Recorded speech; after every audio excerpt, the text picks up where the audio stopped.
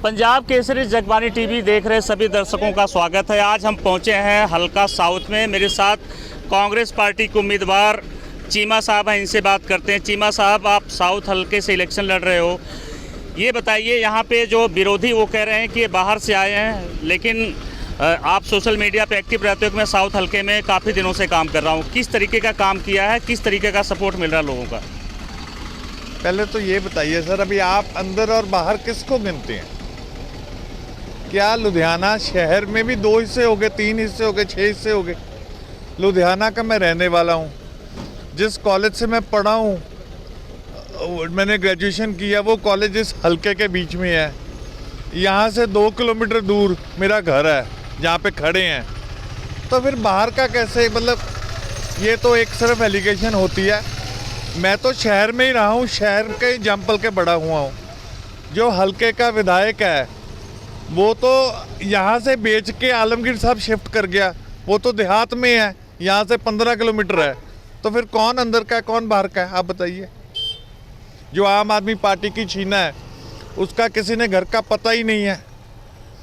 जो गावड़िया साहब है अकाली दल के, उनका घर भी बाहर है हल्के से।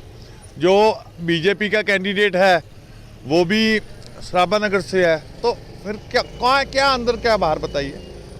अच्छा सर, यहाँ पे कितने दिनों से आप एक्टिव हैं और क्या आपको लग रहा है यहाँ पे किस तरीके का सपोर्ट मिल रहा है जो साउथ हल्के के लोग हैं? सर, अगर पॉलिटिकली बात करें तो मैं पिछले 25 साल से लुधियाना की राजनीति में सक्रिय हूँ। कॉलेज पढ़ते समय से मैं यूथ कांग्रेस में काम कर रहा हूँ। तो तब से उस समय से हमने NSUA का यूनिट बनाया कॉलेज में। उस समय से मैं आज तक पॉलिटिक्स में एक्टिव पॉलिटिक्स कर रहा हूँ। और अगर आप हल्के की बात भी करें तो 5 साल पहले ये जो वार्ड बंदी हुई है जिसमें काउंसलर्स बने हैं, सारी लुधियाना की वार्ड बंदी, वो मेरे हाथ से हुई थी। मैं उस डिलिमिटेशन कमेटी का मेंबर था। 2 मेंबर्स होते हैं जो बाहर से होते हैं, तो मैं 2 में से एक था। तो सारा कुछ तो मतलब आप बताइए, तो फिर कैसे यहाँ की कैंडिडेट सिलेक्शन, यहाँ की सारी डेवलपमेंट के लिए। और पिछले 8-10 महीने से तो एक दिन भी ऐसा नहीं निकला जिस दिन मैं हल्के में नहीं था। ना चंडीगढ़ गया हूँ, ना दिल्ली गया हूँ, ना टिकट मांगने गया हूँ, ना टिकट अप्लाई करने गया हूँ। मैं लगातार इस हल्के में ही कर रहा हूँ काम। यहाँ पे जो विधायक है बलविंदर सिंह, वो कहते हैं कि हमने अपने हलकों में बहुत ज़्यादा विकास करवाया। आपको किस तरीके का लगा कि कितना विकास हुआ है यहाँ पे? आपने सारा हल्का घूमा है, आपने हल्का देखा है। आप मेरे से बेहतर बता सकते हैं कि यहाँ विकास नाम की कोई चीज़ है।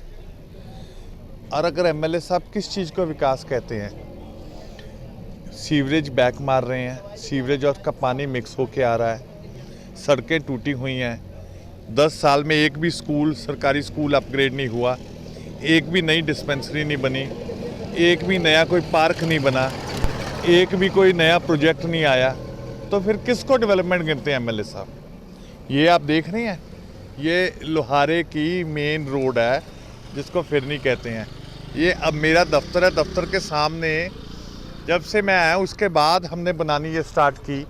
यहाँ पानी खड़ा होकर रोड टूट जाता था, तो इसको RMC करवा के काम अभी चल रहा है। तो इधर देखिए आप क्या हालात है और वो देखिए आप क्या बन रहा है। तो डेवलपमेंट के लिए मेहनत करनी पड़ती है, डेवलपमेंट के लिए एफर्ट करने पड़ते हैं, फाइल लेके घूमना पड़ता है, ऑफिसर से बात करनी पड़ती है। तो जिस MLA ने कभी मुंह नहीं खोला, ना विधानसभा में ना लोगों में, तो वो MLA क्या बात करेगा, क्या किसी का काम करेगा, आप बताइए। अच्छा चीमा साहब, एक चीज़ और बता दीजिए, जिस हल्के से आप इलेक्शन लड़ रहे हैं उसमें तकरीबन यूपी बिहार के लोग ज़्यादा रहते हैं। और यूपी बिहार के लोग ये कहते हैं कि एक बार जब कैंडिडेट आता है, इलेक्शन लड़ता है, जीत जाता है, इसके बाद उसका कोई पता नहीं रहता है, उनकी जो भी प्रॉब्लम होती है कोई सुनता नहीं है। उसको किस तरीके से क्या भरोसा दिलाना चाहते हैं जो साउथ हल्के के लोग, जो पूर्वांचल के रहने वाले लोग? सर, अकेले यूपी बिहार के नहीं है, ये हल्का संपूर्ण भारत की एक तस्वीर है। इसमें हिमाचल के लोग भी हैं, इसमें राजस्थान के लोग भी हैं, इसमें हरियाणा के लोग में भी हैं, इसमें दिल्ली के भी हैं, इसमें उत्तराखंड के भी हैं, इसमें साउथ इंडियन भी हैं, इसमें हर प्रांत से आके लोग सेटल्ड हैं। क्योंकि ये इंडस्ट्रियल बेल्ट है, सारी बड़ी इंडस्ट्री यहाँ पे है, जो कोई जॉब करता है वो भी यहाँ पे है। बात यह है कि मेहनत का श्लोक इस हलके में रहते हैं।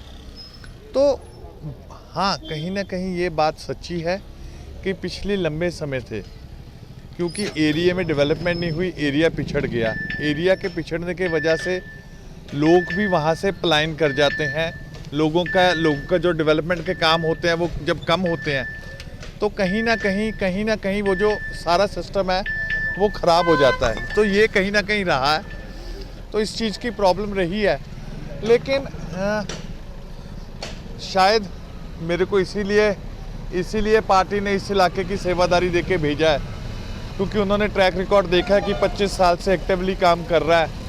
तो अभी भी मैं इतने समय से कुछ ना होते हुए भी, ऑफिशियली किसी पोस्ट पे ना होते हुए भी इस हलके के लिए इतनी कोशिश की है।